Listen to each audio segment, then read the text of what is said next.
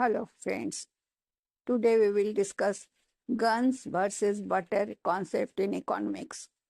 It refers to the trade-off between a nation's investment in defense, that is guns, and civilian goods, that is butter.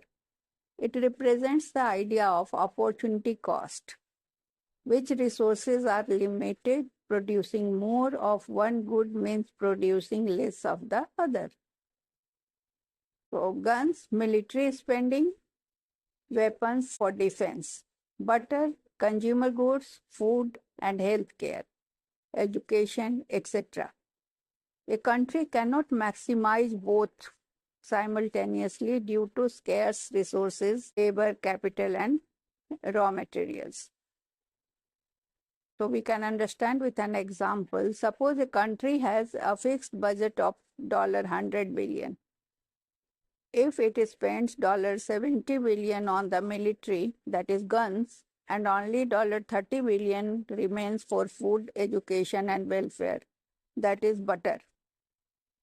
If it spends $90 billion on butter and only $10 billion on defense,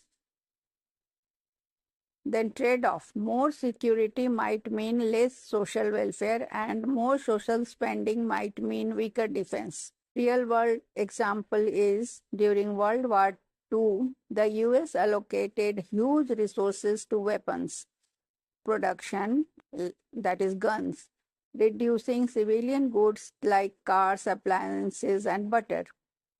Modern example, North Korea spends heavily on military, that is guns, so its economy faces shortages in food and consumer goods, that is butter. In contrast, countries like Switzerland focus more on civilian goods, that is butter, than on defense, that is guns.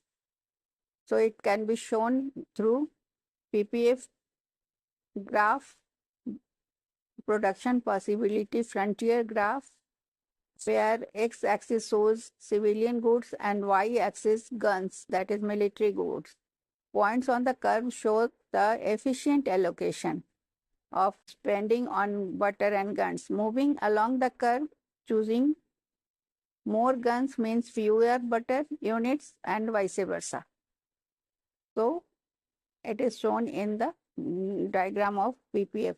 So more efficient if we stay on the graph or line, and if we go ahead, it is not proper because either we are spending more on guns or more on butter. And inside the